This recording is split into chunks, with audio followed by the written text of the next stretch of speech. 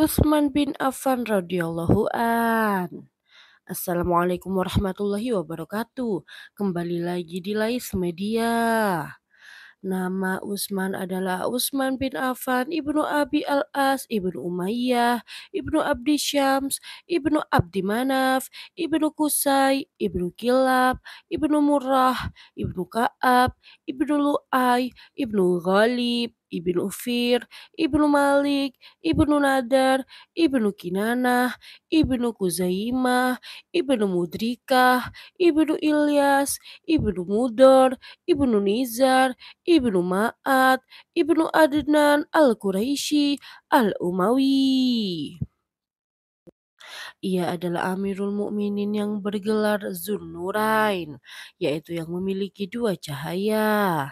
Ia peserta dua kali hijrah serta suami dari dua putri Rasulullah Shallallahu Alaihi Wasallam.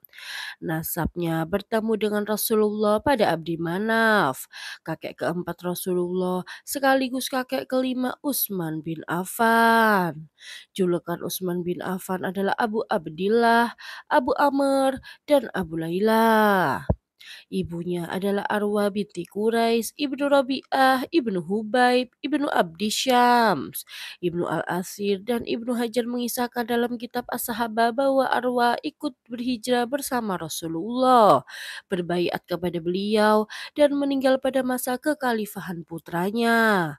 Ibu Arwa adalah Al-Baidah binti Abdul Muthalib. Diceritakan oleh Imam Ibnu Hajar bahwa Utsman menikah dengan Ruqayyah yang kemudian meninggal dunia pada masa Perang Badar.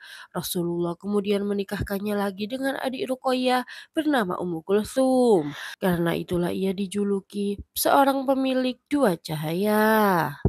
Imam An-Nawawi menyebutkan bahwa belum ada seorang pun yang menikahi dua putri Nabi selain Utsman.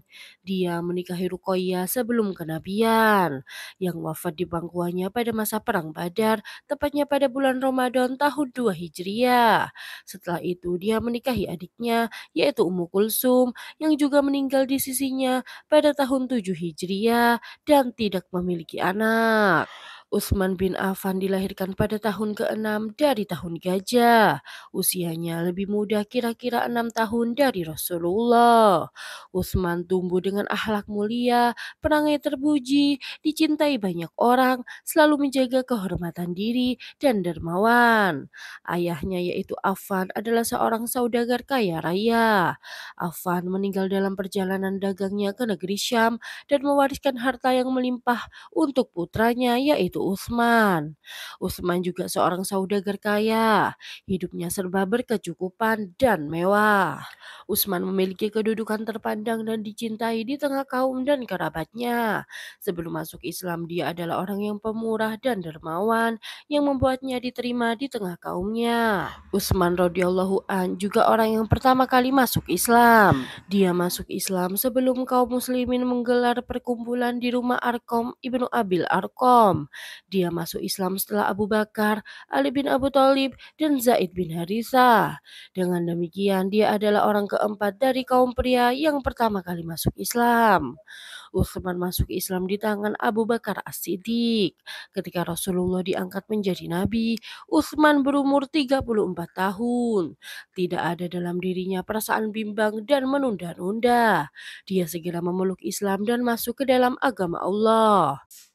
Ibnu Sa'ad menceritakan tatkala Utsman masuk Islam, pamannya Al-Hakam Ibnu Abi Al-As Ibnu Umayyah mengikatnya. Dia berkata, "Apakah engkau hendak meninggalkan agama nenek moyangmu untuk masuk agama baru?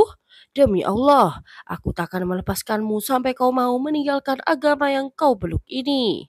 Utsman lalu menjawab, "Demi Allah, aku tak akan meninggalkan dan melepaskan agama ini selamanya." Ketika melihat keteguhan hati keponakannya itu, Al-Hakam pun membebaskannya. Ibnu Hajar menuturkan bahwa bibi Utsman bin Affan yang bernama Sa'dah binti Quraisy adalah seorang peramal pada masa jahiliyah. Sa'dah pernah menyampaikan kepada Utsman tentang agama yang dibawa oleh Nabi Shallallahu Alaihi Wasallam. Dia mengatakan bahwa Muhammad itu di pihak yang benar, serta agama yang diajarkannya akan unggul dan mengalahkan semua kaum yang memusuhinya. Mengenai hal ini, Utsman sendiri mengisahkan bahwa penuturan bibinya itu selalu terngiang di benaknya. Aku pun mulai memikirkan ucapan bibiku, kenang Utsman. Aku biasa duduk bersama Abu Bakar dalam sebuah majelis. Suatu hari aku mendatangi Abu Bakar. Aku mendapatinya sedang sendirian tanpa seorang pun di sampingnya. Aku lalu duduk di sampingnya. Abu Bakar rupanya melihat kegundahanku. Dia pun bertanya tentang persoalanku. Aku lantas menceritakan apa yang aku dengar dari bibiku. Abu Bakar berkata, "Celakalah engkau wahai Utsman. Demi Allah, engkau adalah orang yang punya tekad kuat. Tidak sulit bagimu membedakan kebenaran dan kebatilan.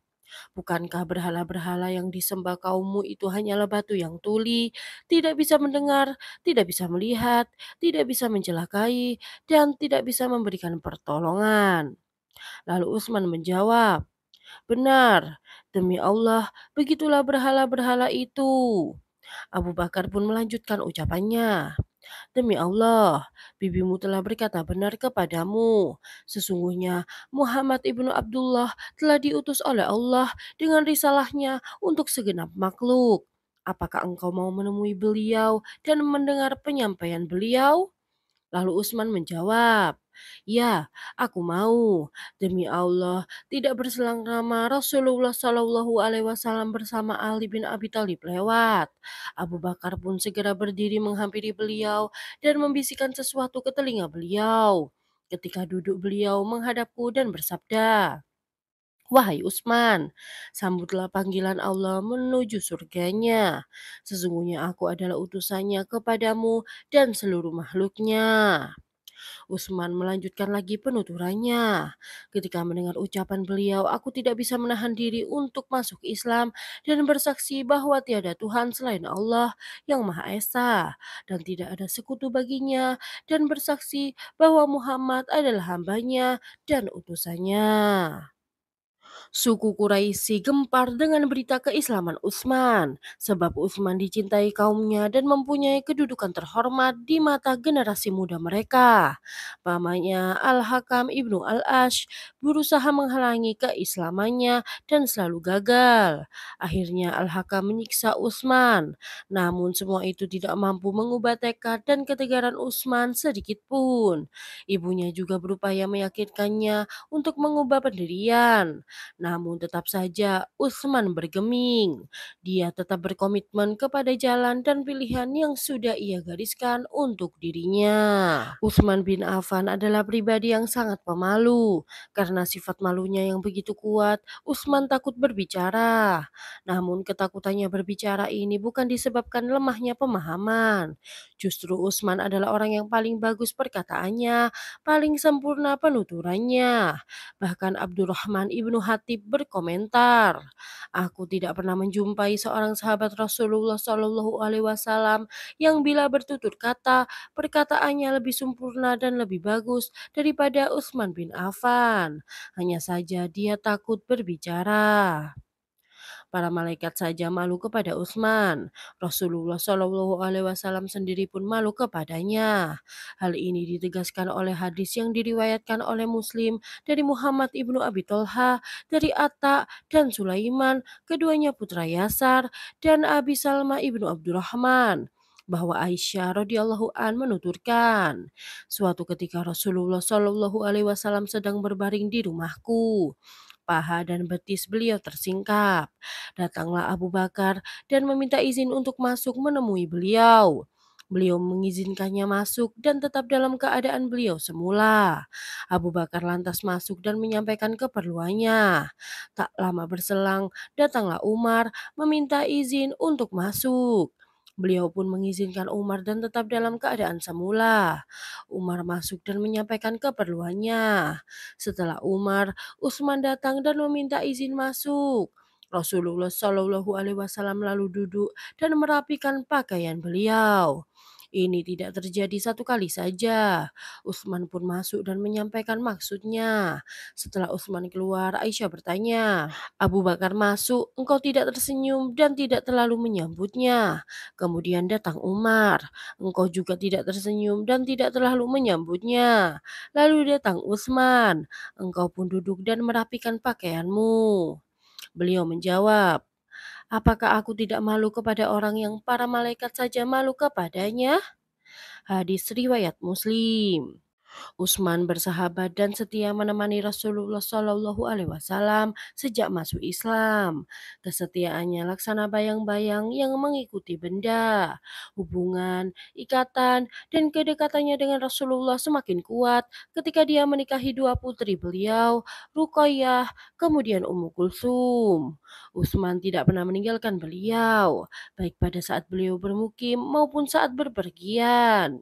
Dia ikut berperang dan berjihad dalam semua peperangan bersama Rasulullah kecuali perang Badar. Sebab waktu itu Rasulullah menyuruhnya tetap di Madinah untuk merawat istrinya Ruqayyah binti Rasulullah yang sedang sakit. Meski demikian, dia tetap diberi harta rampasan perang. Dan berdasarkan kesepakatan para ulama, dia tetap dikelompokkan sebagai sahabat peserta perang Badar. Utsman bin Affan termasuk sahabat yang terkenal suka berinfak dan bersedekah di jalan Allah. Ia sudah menunjukkan suri tauladan dalam perang Tabuk dengan membiayai angkatan perang Islam. Hal ini sudah dijelaskan oleh banyak hadis. Utsman bin Affan menyumbangkan hartanya ketika perang Tabuk dengan infak berjumlah besar yang tak pernah dilakukan seorang pun. Begitulah Utsman dikenal sebagai sosok pemurah dan dermawan sepanjang hidupnya. Ia termasuk sahabat yang kaya dan kekayaannya itu ia tunaikan di jalan Allah semata-mata mengharap ridhonya dan pahalanya. Hal ini tidak mengherankan, mengingat Utsman dididik langsung oleh Rasulullah Shallallahu Alaihi Wasallam yang dalam berbuat baik selalu lebih cepat daripada hembusan angin. Tak mungkin ada waktu yang cukup untuk menjelaskan kebaikan-kebaikan para sahabat Nabi radhiyallahu an. Maka dari itu kami Lais Media mohon pamit. Assalamualaikum warahmatullahi wabarakatuh.